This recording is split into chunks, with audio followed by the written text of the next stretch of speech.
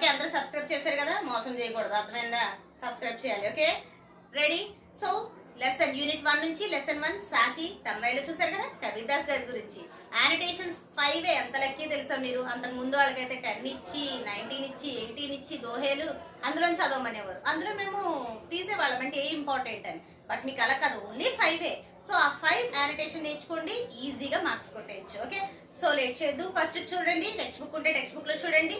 Material తీసుకున్న వాళ్ళు కొనుక్కున్న వాళ్ళు ఎవరైనా ఉంటే మెటీరియల్ చూసేయండి. ఫస్ట్ వన్ చూడండి, సాధు ऐसा चाहिए जैसे सूप सुभाई, सार सार को गही रहे, తోతా దేయి ఉడాయి.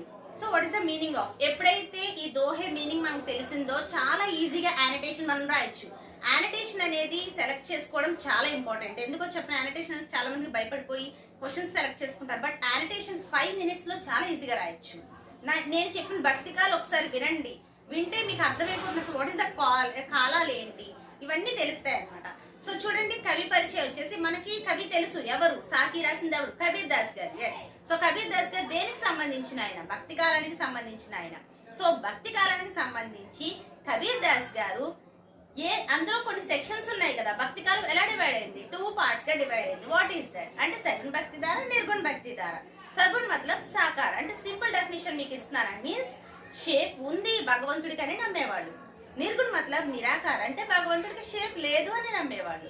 సో ఈయన జ్ఞానాశ్రయ శాఖకు సంబంధించిన ఆయన. మనకి సగుణలో 2 భక్తి శాఖలు ఉన్నాయి, రామభక్తి శాఖ, కృష్ణ భక్తి శాఖ. అంటే ఆకారం ఉందనుకున్నారు కనుక ఇందులో వచ్చి జ్ఞానాశ్రయ, ప్రేమాశ్రయ. సో జ్ఞానంతో భగవంతుని పొందొచ్చని నమ్మారు, ప్రేమతో భగవంతుని పొందొచ్చని నమ్మారు. సో జ్ఞానాశ్రయ శాఖకు సంబంధించిన ఆయనే మన కబీర్ దాస్ గారు. సో ఇప్పుడు కబీర్ దాస్ గారే కదా మన సాకి రాసింది, అంటే సాకిలో అన్ని దోహేలు ఉంటాయి అన్నమాట. సో అయితే ఇక్కడ మీరు రాసేటప్పుడు ప్రస్తుత దోహే కబీర్ దాస్ जी से लिखा गया है. कबीर दास जी भक्ति काल के निर्गुण भक्ति द्वारा జ్ఞానాశ్రయ శాఖకి సంబంధిత ప్రసిద్ధ కవి high. You can write your own. అంటే ఈ డెఫినేషన్ ఇప్పుడు నేను చెప్పింది తెలియకుండా మీరు ఇది బట్టి చదివినా గుర్తుండదు, కాన్సెప్ట్ తెలుసుకోవాలి, అందుకే చెప్పాను. సో ఇది కవి పరిచయం. ఏ దోహే ఇచ్చినా, అంటే ఆయన రాసిన 5 దోహేస్ లో ఏ దోహే ఇచ్చినా మీరు ఇది రాయొచ్చు. అండ్ నెక్స్ట్ ప్రసంగ. ప్రసంగ వచ్చేసరికి వే సంత కవి, సంత మతలబ్ సెయింట్ అన్నమాట. సో ఫస్ట్ మనం దోహే ఎక్స్ప్లెయిన్ చేసుకుందాం. సాధు ऐसा चाहिए, సాధు మతలబ్ సెయింట్. साधु ऐसा चाहिए, साधु कैसा होना चाहिए जैसे सूप सुबाई. सूप मतलब अनाज चाटने वाले चीज, मतलब अनाज అంటే గ్రెయిన్స్ అన్నమాట. అంటే బియ్యం చెరుగుతాం చూసారా, ఇంట్లో చేటతో బియ్యం పప్పులు చెరుగుతారు ఇంట్లో పెద్దవాళ్ళు, ఇదివరకు ఉండేవన్నమాట. సో దాన్ని మనం సూప్ అంటాం. అయితే సార్ సార్ కో గహి రహి, సూప్ ఏం చేస్తుంది? సార్ తత్వం అంటే ఏదైతే మనకి యూస్ఫుల్ ఐటెం ఉందో దాన్ని అందులో ఉంచుకుంటుంది. నిస్సార్ కో ఉడా దేతే హై, అంటే వేస్టేజ్ ఏదైతే ఉందో దాన్ని ఫ్లై అవుట్ చేసేస్తుంది కదా. ఇలా ఎగరేసినప్పుడు వేస్టేజ్ వెళ్ళిపోయి అవసరమైంది అందులో ఉంటుంది. అలాగే ఇక్కడ ఏం చెప్తున్నారంటే సాధు అంటే ఒక జెంటిల్ మ్యాన్ ఎలా ఉండాలి అంటే అచ్చే గుణంకో అపనాకర్, గుడ్ క్వాలిటీస్ ని తనలో ఉంచుకొని బురే గుణంకో చోడ్ దేనా చాహియే, బ్యాడ్ క్వాలిటీస్ ని వదిలేసేయాలి అని చెప్తున్నారు. సో ప్రసంగం ఏం చెప్పాం? సంత్ కబీర్ దాస్ జీ कहते हैं कि साधु का స్వభావ్ అంటే తన నేచర్ ఎలా ఉండాలంట, సూప్ కే సమాన్ హోనా చాహియే, సూప్ లా ఉండాలి అని. సో భావం చూస్తే సాధు కా స్వభావ్ सूप जैसा होना चाहिए, क्योंकि सूप क्या करते हैं? सार तत्व को अपनाते हैं और निस्सार को उड़ा देते हैं. इसी तरह हमें सद्गुणों को अपनाकर दुर्गुणों को छोड़ देना चाहिए. सद्गुण मतलब गुड क्वालिटीज, दुर्गुण मतलब बैड क्वालिटीज. సో उनको छोड़ देना चाहिए, వదిలేయాలి. సో వ్యాఖ్య ఏంటి? వ్యాఖ్య అంటే ఏమీ లేదమ్మా, జస్ట్ కవిని పొగుడుతున్నాం మనం అంతే. అందులో ఏంటి అద్భుతంగా రాశారనేది చెప్తున్నాం, దేంతో పోల్చారనేది చెప్తాం అంతే. సో కబీర్ దాస్ జీ సాధువుకి తులనా, సాధువుల్ని ఎలా పోల్చారంట?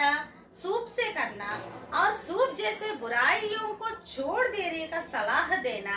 అంటే సూప్ లాగా వేస్టేజ్ ని వదిలేయాలి అనేటటువంటి సలహా, అంటే ఒక సజెషన్ మనకి ఇవ్వడం అత్యంత ప్రశంసనీయ, చాలా పొగడదగింది అని చెప్తున్నాం.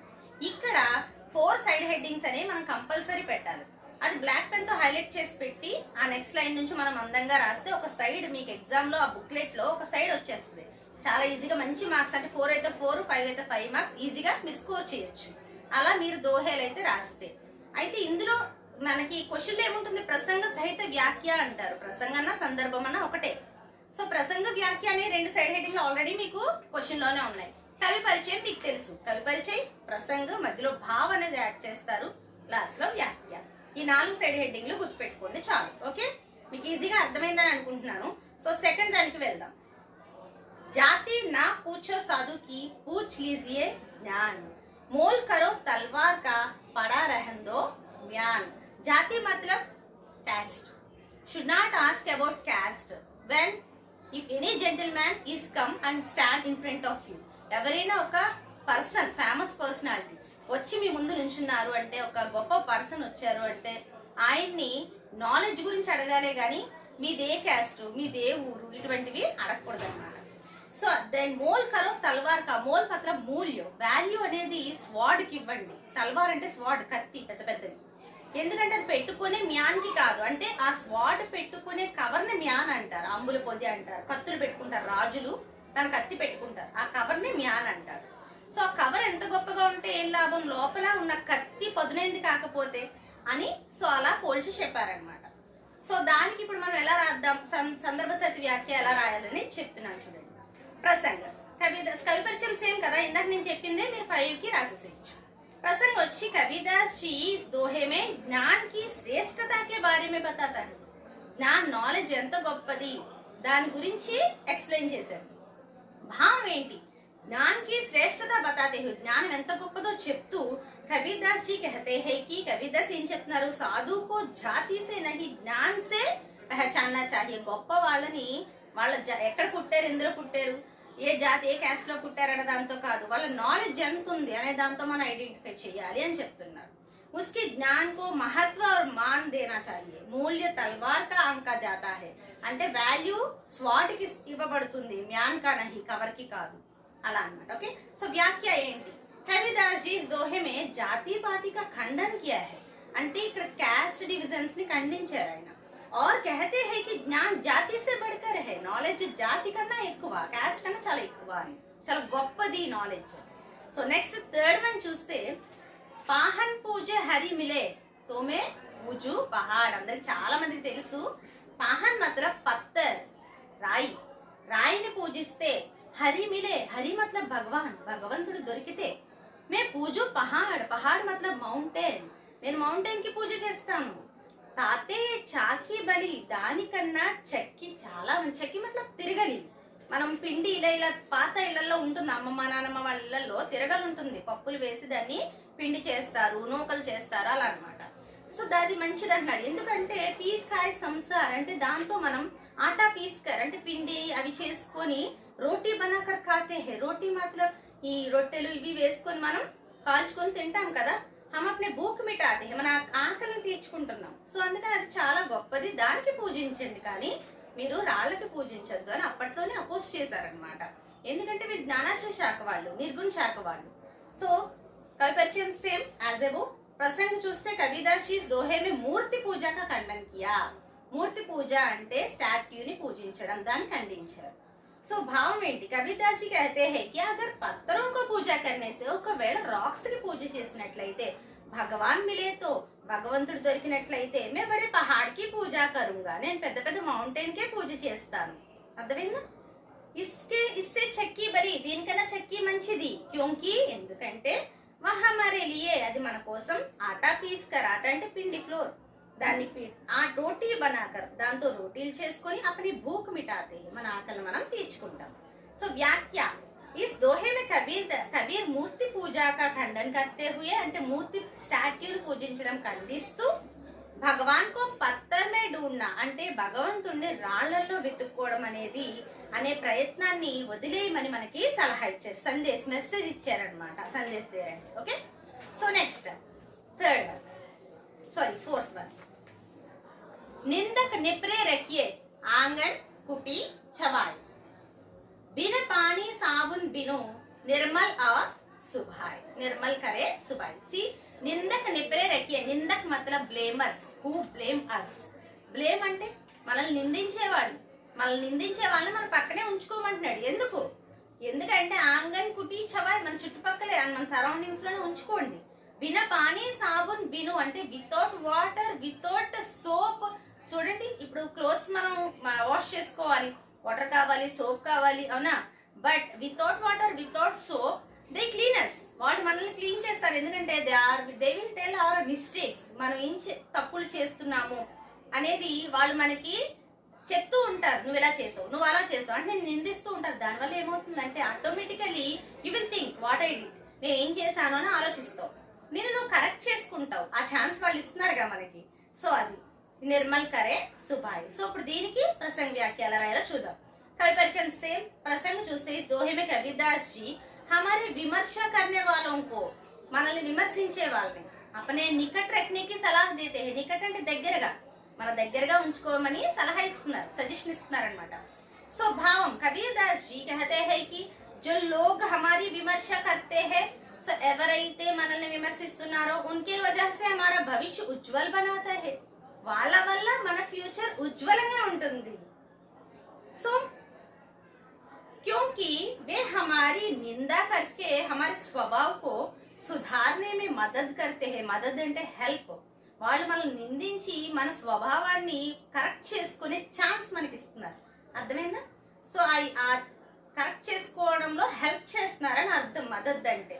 సో నెక్స్ట్ కపడోं को साफ करने के लिए అంటే క్లోత్స్ ని క్లీన్ చేసుకోవడానికి సాబున్ और पानी चाहिए. చెప్పాను కదా ఇందాక, సోపు వాటర్ కావాలి. मगर वे बिना पानी और साबुन के, विदाउट वाटर विदाउट सोप तोने हमारा स्वभाव निर्मल कर देते हैं, మన స్వభావాన్ని నిర్మలంగా చేసేస్తున్నారు.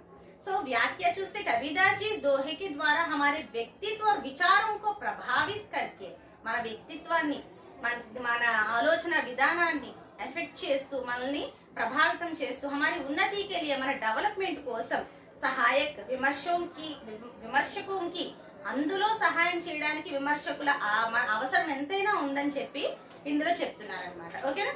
సో నెక్స్ట్ లాస్ట్ వన్, जब मैं था तब गुरु नहीं, अब गुरु है मैं नहीं, प्रेम गली अति साकरी या मैं दोना समाही. చూడండి, जब मैं था तब गुरु नहीं, నేను ఉంటే గురువు ఉండడు, గురువు ఉంటే ఇక్కడ నేను ఎవరు భగవంతుడు. అంటే మీకు మనసులో ఈర్ష్య అసూయ పెట్టుకోవద్దు.